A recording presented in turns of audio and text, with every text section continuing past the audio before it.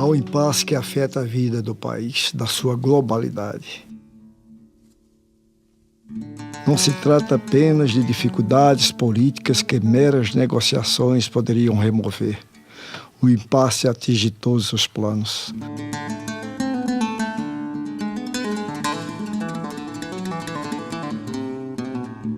Na prática, tudo se junta, porque a realidade é uma só. O cultural, o econômico, o social, o político formam um todo indivisível.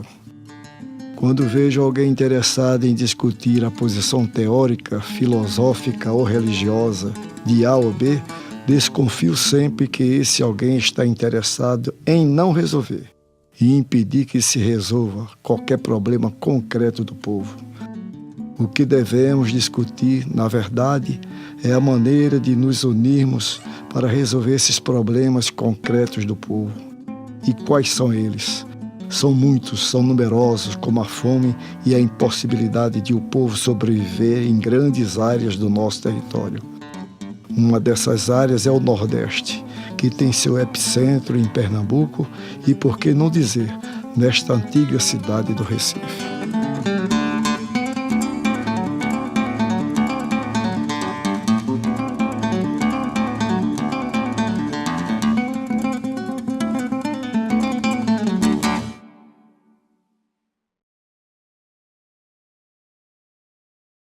A palavra revolução quer dizer a palavra que a necessidade de mudança, a necessidade de transformação, quem não acompanhasse isso estava fora do movimento da história, se sentia fora. Então, nesse momento, os próprios setores conservadores eles se sentiam na defensiva. O próprio Jango achava que a esquerda estava indo longe demais, tinha um discurso diferente do governo e tal, e aquela coisa até da insegurança que foi montada em torno de Jango pela instabilidade institucional que havia, e ele achava que a Arraes era uma ameaça ali. Inclusive, houve quem buzinasse no ouvido dele, houve quem levantasse isso até na imprensa, que a Arraes podia ser candidato a presidente.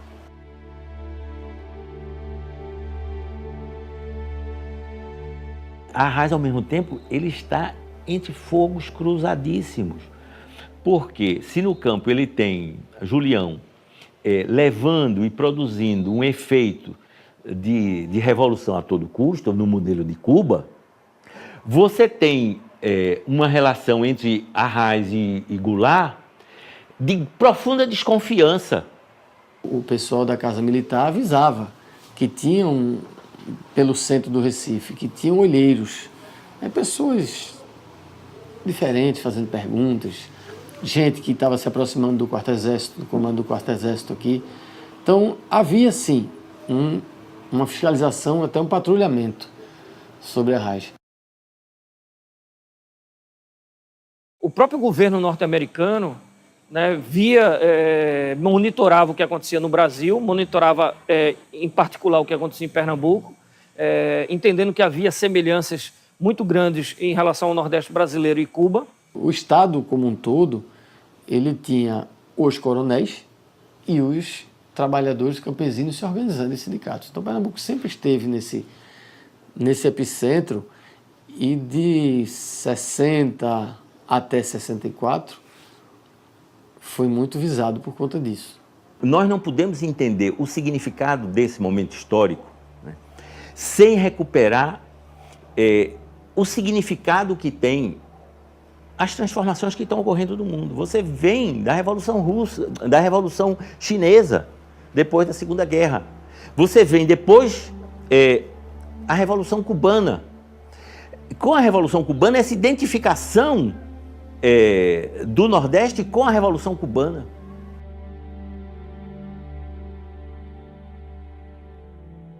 O contexto que então existia naquela ocasião era de que a qualquer momento poderia haver uma ruptura, né? Então você percebe como a Arraes ele está extremamente numa situação extremamente delicada, porque ele tem uma postura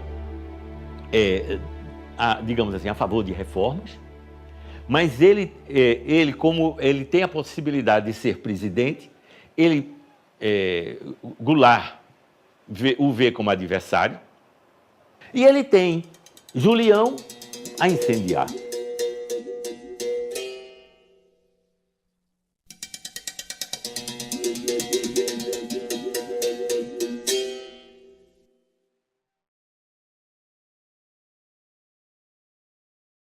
As ligas camponesas, elas vão ter uma importância fundamental nesse período, né? Um protagonismo bastante relevante. Né? Lembrar que as ligas camponesas, elas surgem, na verdade, como uma associação de ajuda mútua. Ou seja, você arrecadava dinheiro, por exemplo, para fazer um enterro. Arrecadava dinheiro entre a comunidade para ajudar uma viúva, né? Para o parto, para o nascimento de uma criança, naquele segmento social ali, absolutamente desassistido e necessitado.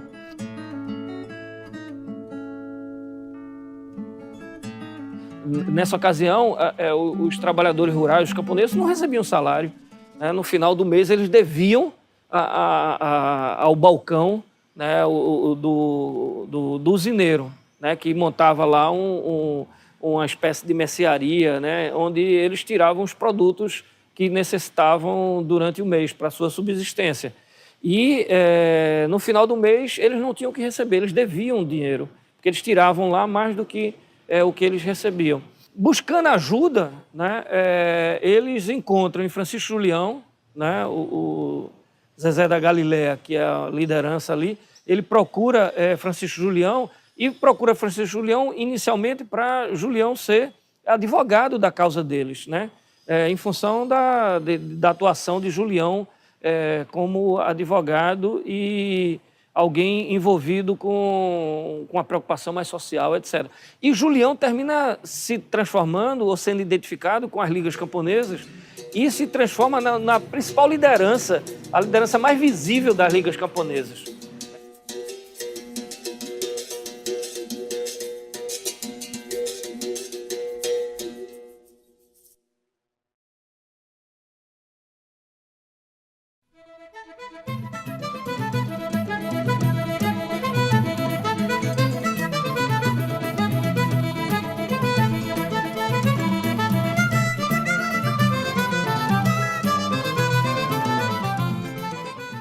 Eu acho que Arraes era um político, apesar de vir lá do Crato, do sertão, como ele dizia, do Ceará, né, da Chapada do Araripe, né? Ali ele fez, buscou toda uma formação, né? E com o estudo do diocesano, que era um estudo puxado no Crato, ele passou, ele diz, não sei como, ele tem uma entrevista que ele diz, não sei como, passei na velha faculdade de Direito, no Rio de Janeiro.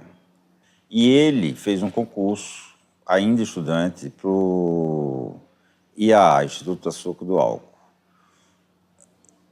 onde, na época, o presidente era Barbosa Lima Sobrinho, presidente do IAA, que já era uma pessoa já com nome na política, no jornalismo brasileiro. Quando o doutor Barbosa veio a ser candidato, meu pai já com 29 anos, ele mandou meu pai ser delegado do IAAC, delegado regional, que era o chefe do IAAC. E ele foi chefe da campanha de doutor Barbosa. Então, eu não sei o que começou antes, eu acho que começou aquele gesto, a confiança, porque ele era um funcionário muito organizado, um exemplar, assim, em tudo que fez ele era muito metódico, era muito rigoroso. E o doutor Barbosa chamou e nomeou ele secretário da Fazenda. E aí começou a vida política dele. Depois ele vai concorrer a cargos eletivos, né? Ele não logra sucesso imediatamente, né? Como candidato a deputado. Depois ele vence a eleição, mas também com muita dificuldade, ele vai vencer a eleição proporcional. E no contexto político ele termina sendo identificado como um nome que melhor representava as esquerdas, né? Desde a esquerda democrática até uma esquerda revolucionária, né? Através dos partidos comunistas, por exemplo. como candidato a prefeito do Recife e depois a governador. A gente não pode pensar também que Arraes é alguém iluminado que caiu por um acaso em Pernambuco e de repente mudou a política toda local. Ele representa, é o principal representante de um contexto mais coletivo, né, que propiciou a possibilidade de ruptura com as oligarquias.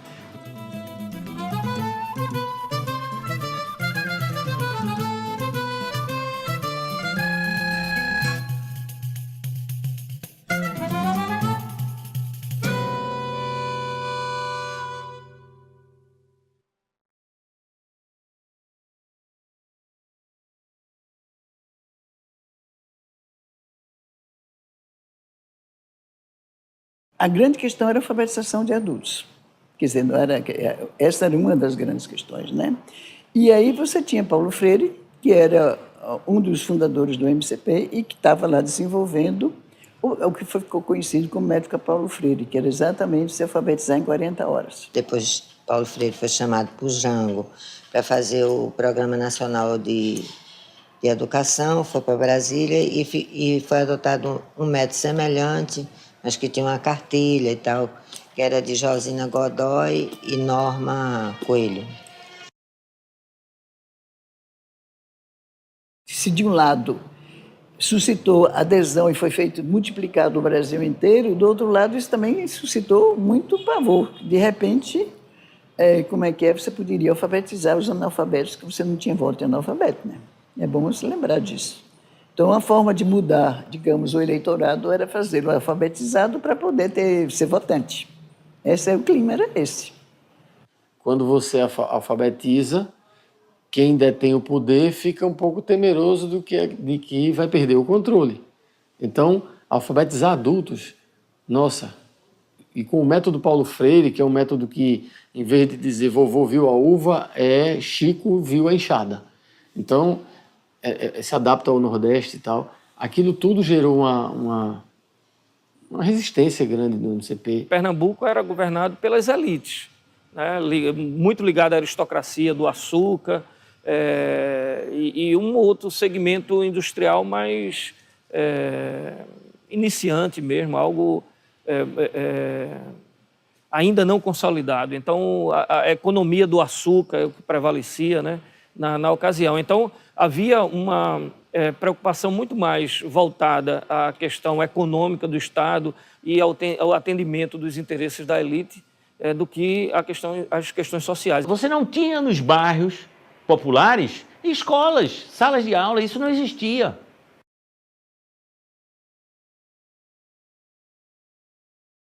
Foi feita uma pesquisa sobre a situação educacional do Recife, né, coordenada pela professora Anita Paz Barreto. E, que demonstrou a situação calamitosa em que se encontrava o atendimento educacional, porque não era nem a educação, era o atendimento educacional no Recife, né? Quer dizer, mais de 80% das crianças estavam fora da escola, 75%, se não me engano, eu acho que aí eu dou o número exato, estavam fora da escola, e esse foi um ponto que mobilizou muita a discussão durante a campanha. Então, ele vai, desde a prefeitura, ele vai institucionalizar pelo MCP e ampliar isso aí.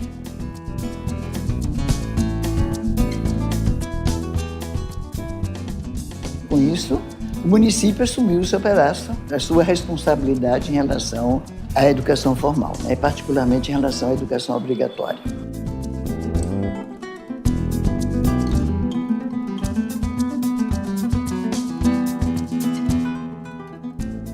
Ao mesmo tempo, você tinha um clima cultural muito intenso aqui, né, nessa ocasião. Então, a gente vivia de exposições,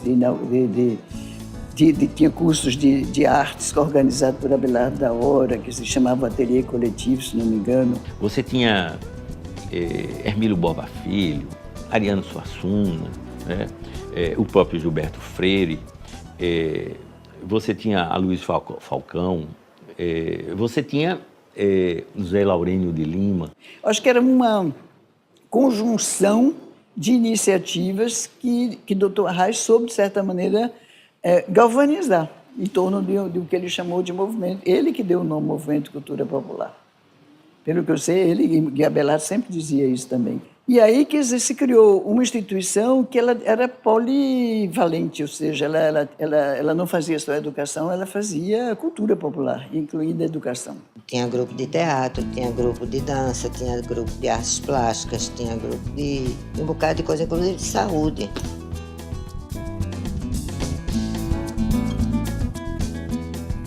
E aí muita coisa foi feita interessante, inclusive na área de teatro, que as peças, elas todas tinham conteúdo político. Aí eram encenadas em circo, eram ensinadas dentro das comunidades, eram ensinadas no teatro, mas elas tinham sempre um caráter político e faziam com que a pessoa que estivesse assistindo se posicionasse perante o problema cênico que estava sendo colocado. O grande investimento do Dr. Arraes sempre foi na classe de mais baixa renda, só que ele não queria um bando de carneirinho atrás dele. Ele queria que as pessoas aprendessem a pensar, as pessoas tivessem uma consciência política. Tudo aquilo encontrou na sociedade conservadora de Pernambuco, que vem da cultura canavieira, da monocultura que vem dos coronéis mesmo, isso aqui sempre foi uma terra de coronéis, tudo aquilo gerou um mal-estar ali dentro. E as pessoas que estavam ali dentro começaram a perceber que o cerco meio que se fechava, ainda que de leve, mas se fechava. O MCP era uma coisa muito perigosa. O MCP visava o quê? Visava conscientizar politicamente as pessoas, fazer com que as pessoas tomassem uma posição perante as coisas que estavam acontecendo nas suas próprias vidas, no país, no Estado.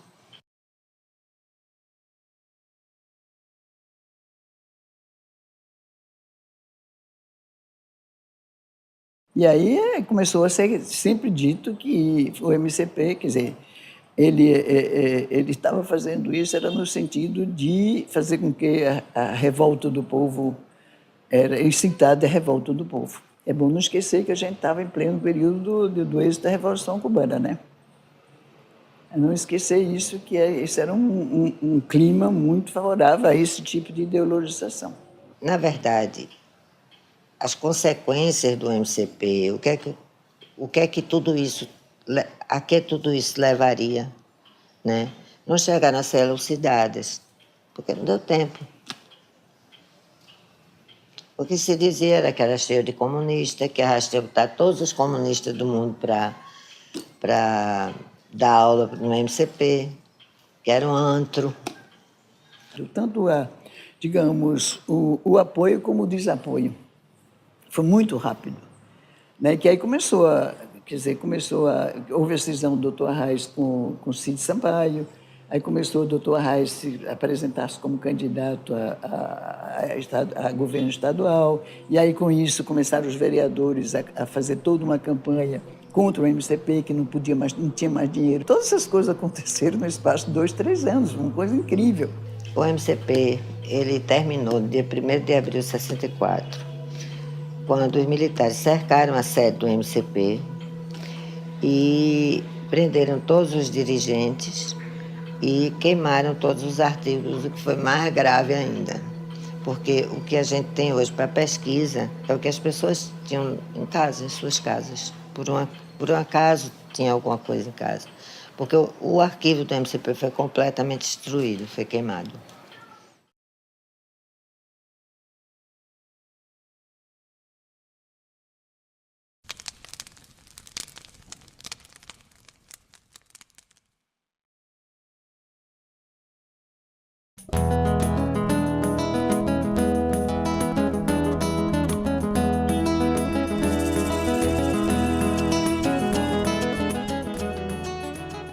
Sempre que se fala na situação do campo de Pernambuco, se fala em Julião e nas ligas, mas não era bem assim. O campo estava todo dividido. Então existia o grupo de Julião e as ligas camponesas, existia o grupo do Partidão, do Partido Comunista Brasileiro, que tinha Gregório Bezerra à frente, nessa área do campo, que se diferenciava porque as ligas era a reforma agrária na lei ou na marra. o partidão era sindicalizar, fazer sindicatos que achava que o caminho era por aí. E tem a igreja. A igreja, por sua vez, se dividia em duas, porque tinha os sindicatos que a igreja formava, a igreja também formou sindicatos, tinha o padre Crespo, que era quem ficava à frente dessa história de sindicatos da igreja, e tinha a parte da igreja que era completamente reacionária, que não era favorável a nenhuma benfeitoria no campo. Ao assumir o governo, ele já leva essa preocupação de como diminuir os conflitos no campo.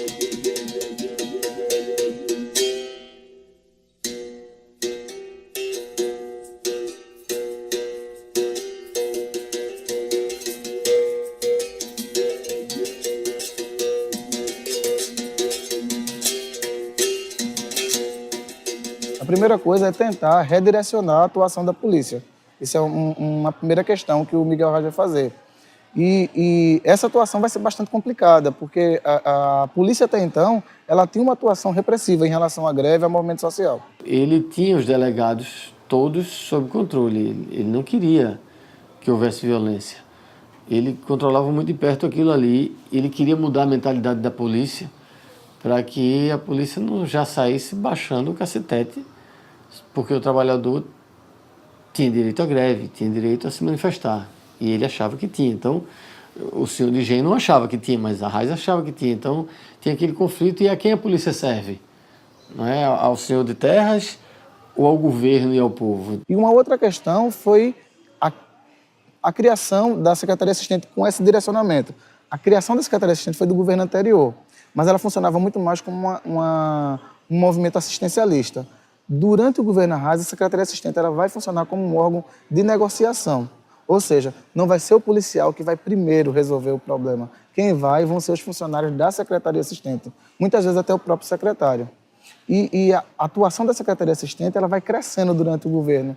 Tanto é que no final do primeiro ano do governo, ele já propõe uma ampliação da Secretaria para ela ser descentralizada e vai escolher algumas cidades para receber o que ele vai chamar de delegacias assistentes. E o termo que ele vai utilizar não é um termo neutro, é o termo delegacia. O funcionário que vai ocupar aquela função é o delegado assistente. Então, esses dois órgãos foram fundamentais nesse processo. Tanto é que essa atuação desses órgãos é tão importante nesse período que a gente vê uma quantidade gigantesca de greve ocorrendo durante o governo Miguel Arraes. No período anterior ao governo Arraes, por exemplo, no ano anterior, em 62, a gente tem informações de pouco mais de 40 greves no período anterior ao governo Arraes. Durante o governo Arraes, só o primeiro ano do governo, a gente tem 91 greves ocorrendo. A grande questão é, durante o governo Arraes, há espaço para que essas greves aconteçam, né? E todas elas legais, não eram nada de greves ilegais. Nenhum movimento desses trabalhadores foi declarado ilegal.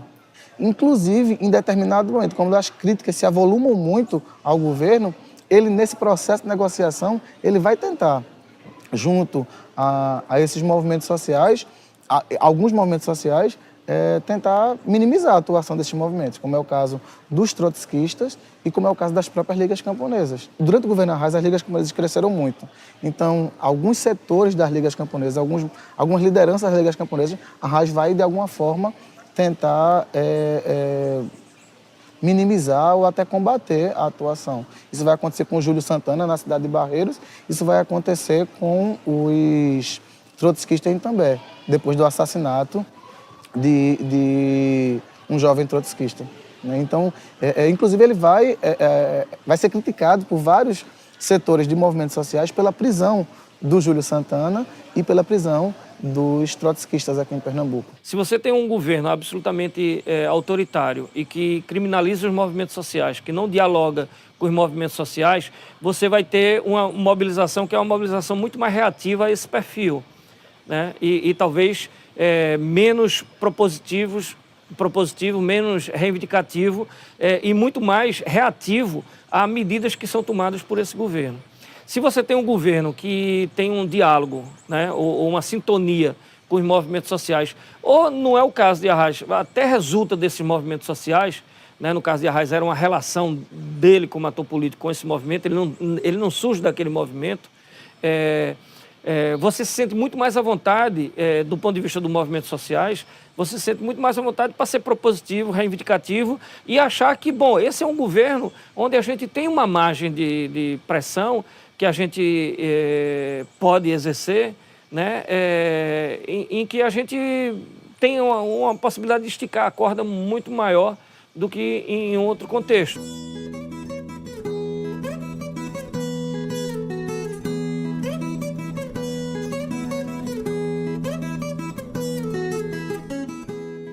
Quando ele vai, por exemplo, partir para fazer o Acordo do Campo, né, o Acordo do Campo significa tentar, de certa maneira, refrear um pouco os movimentos sociais no sentido das suas reivindicações, atendendo importantes reivindicações, mas, de certa forma, tentando, com esse atendimento dessas reivindicações, aplacar um pouco, né, acalmar esse segmento.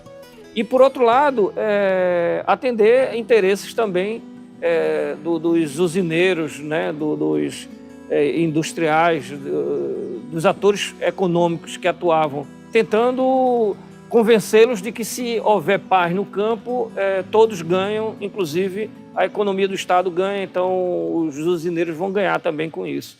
Então, mas como é que pode alcançar a paz no campo?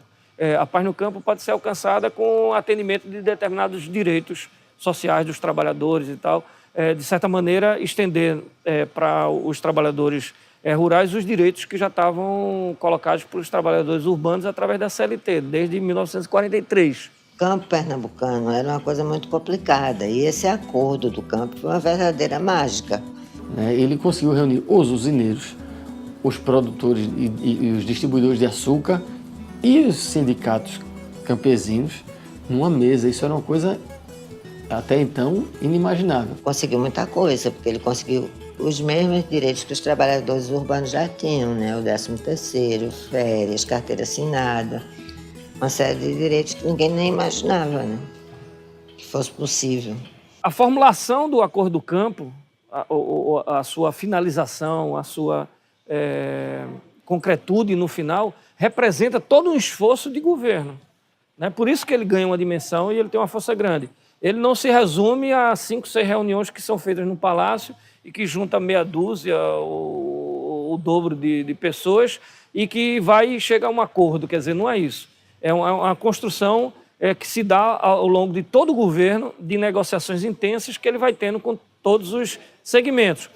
E que alguém que não tivesse a legitimidade que ele tinha pela preocupação social, pela não criminalização dos movimentos sociais, pelas forças políticas que o apoiavam e que o apoiaram para chegar ao governo e que o apoiaram durante o governo, essa legitimidade permitia a ele fazer esse tipo de proposta, que talvez um outro governador não tivesse, porque os movimentos não confiariam nele, naquele governador. É claro, os trabalhadores gostaram do que foi feito, mas ficaram com a orelha em pé.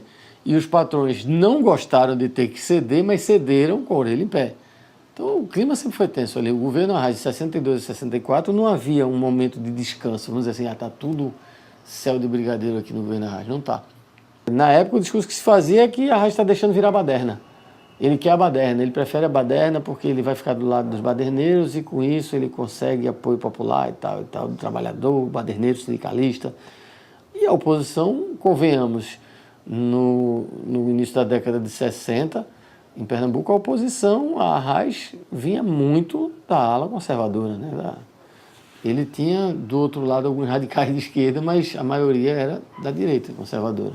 A análise de um jornal aqui de grande circulação em Pernambuco em relação ao governo Arraes é o desgoverno, né, de Miguel Arraes no primeiro ano, quando termina o primeiro ano. A análise que eles fazem em janeiro é essa.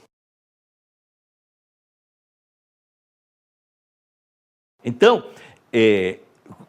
começa a ser construído na mídia nacional e internacional, isso lentamente, né, a ideia de que Pernambuco tem o poder, ocupa o poder do Estado, políticos, identificado com as forças esquerdistas.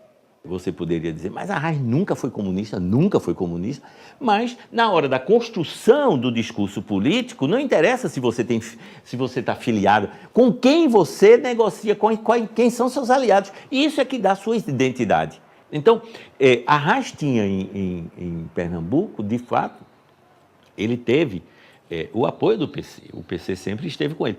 Mas, ao mesmo tempo, era um apoio difícil, muitas vezes, dele manter, dele administrar, porque existiam as forças contrárias. Você veja, o próprio vice-governador dele, Paulo Guerra, depois vai ocupar o cargo. Quer dizer, ele tinha ao lado dele o seu próprio adversário, né? Ali dentro era o sujeito da antessala, era um adversário ferrenho, né? Que estava negociando com os golpistas.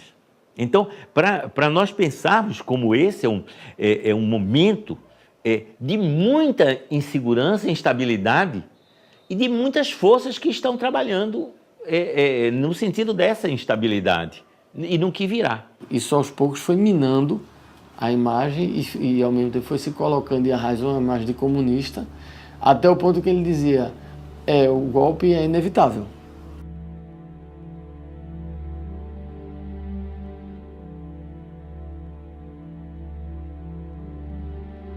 A própria relação de Arraes com Goulart, ela vai, e de Goulart com um setor das esquerdas, ela vai perdendo e vai se reconfigurando e ressignificando, por exemplo, no momento em que Goulart tentou fazer o estado de sítio. Se fala muito que tinha alguns lugares no país em que seria preciso o estado de sítio para evitar uma revolta.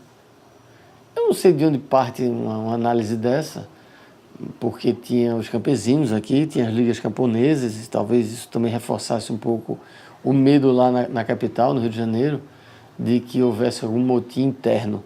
Quer dizer, nesse momento, disseram, olha, ele quer ser o novo Getúlio. Ele, sabe? Então, quer dizer, nós temos que também pensar a política dentro dessas reconfigurações que se refazem a cada momento em função das forças que estão se apresentando. É tanto que se refluiu disso que Jango terminou vendo como estavam puxando o tapete dele e chamou Arraes para ajudar. E Arraes não se furtou em momento algum. E Arraes até conta, eu vou deixar... Eu sentindo a iminência do golpe, eu vou deixar um presidente que era eleito pelo povo na mão. Ele fez o comício da Central, onde ele ia anunciar todas aquelas medidas e eu não podia deixar ele sozinho e fui. Fui, falei, discursei e dei o apoio que precisava ser dado. Fiz aquilo em favor das instituições, fiz aquilo em favor do equilíbrio e da estabilidade do país. Até porque não havia uma proximidade de Arraes com Jango assim, então não havia amizade entre os dois. Em Pernambuco, nós tínhamos uma situação muito parecida com a questão nacional, né? Pessoas tentando convencer, no caso o governador, assim como se tentou convencer Jango por uma resistência, em Pernambuco também, né? O Ango Trench, que era um coronel do Exército e que tinha sido convidado por Arraes para assumir a Polícia Militar, então era comandante da Polícia Militar no Estado. A Polícia Militar é uma polícia armada e tem um contingente considerável, né? Embora não faça frente, evidentemente, ao contingente sequer das Forças Armadas que atuavam em Pernambuco, mas, enfim, é uma força armada também, diferentemente dos civis que apoiavam, que estavam desarmados. Então, o Ango Trench, ele oferece a Arraes, né, a possibilidade de, inclusive, deslocar o governo do Estado, do Palácio do Campo das Princesas, até a sede da Polícia Militar, no quartel onde a Polícia Militar tinha sua sede, e de lá protegê-lo através se utilizando da Polícia Militar. Então, fazer a defesa do governo do Estado, a defesa do Estado Democrático de Direito, né, do mandato de Arraes, e enfrentar as forças militares que estivessem apoiando o golpe. Isso ocorre no calor das informações que estão chegando. Há um golpe militar, o golpe militar foi vitorioso, não foi vitorioso, as forças estão se dirigindo a Guanabara, Jango vai resistir, não vai resistir, o presidente não está em Brasília, viajou para o Rio Grande do Sul. Então, não é um momento, uma hora exata que acontece tudo isso, né? São aí 48 horas entre o dia 31 ao dia 1º de março, dia 31 de março ao dia 1º de abril, que vão ocorrendo esses fatos. Atenção, Brasil! Atenção, Brasil! Atenção, Minas Gerais! As tropas do 2º Exército, sob o comando do general Cruel, já sitiaram o estado da Guanabara.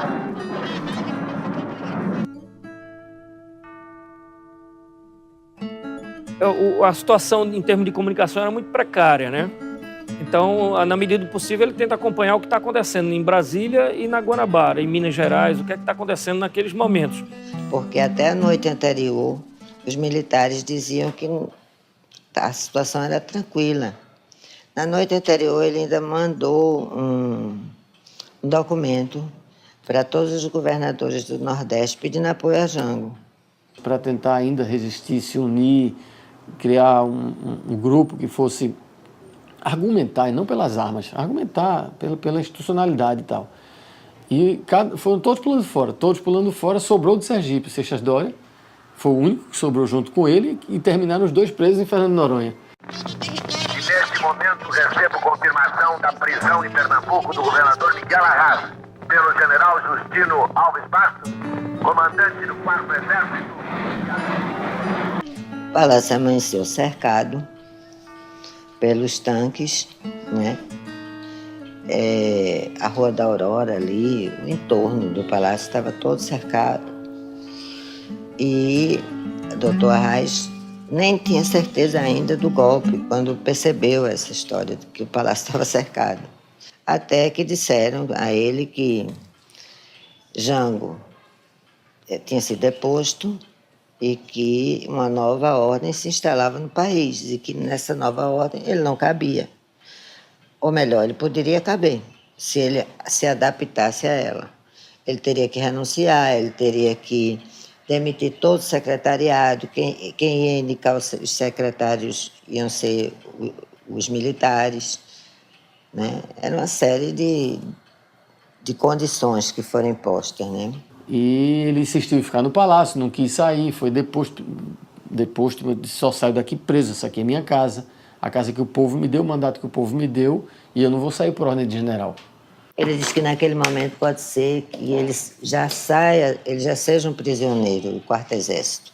Pode ser que ele já saia do gabinete preso, mas que o povo de Pernambuco jamais veria ele negociar com os militares, que ele tinha recebido um mandato que tinha sido concedido a ele pelas urnas, uma grande vitória que ele teve e que ele não trairia o povo, ele não renunciaria. E afora isso, ele tinha 9 filhos que precisavam saber como é que o pai se comportou naquele momento.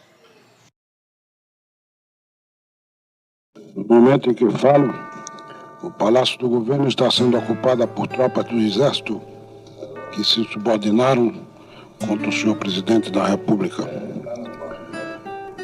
tocando assim no meu mandato que o povo de Pernambuco me concedeu através de gloriosa campanha eleitoral. Sei que cumpri até agora o meu dever para com o povo pernambucano. Sei que estou fiel aos princípios democráticos e à legalidade e à Constituição que jurei cumprir. Deixo de renunciar ou de abandonar o mandato, porque ele está com a minha pessoa e me acompanhará enquanto durar o prazo que o povo me concedeu e enquanto me for permitido viver.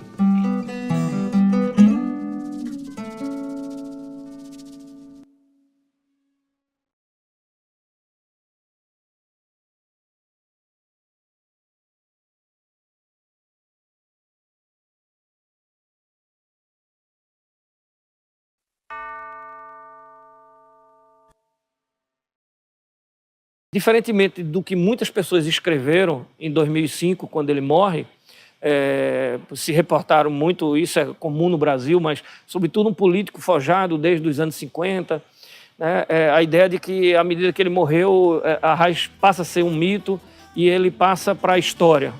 Eu penso que o político Arraes, ele ganha um espaço na história quando ele se nega a colaborar com os militares, quando ele se nega a renunciar, sabendo que vai pagar um preço grande por isso.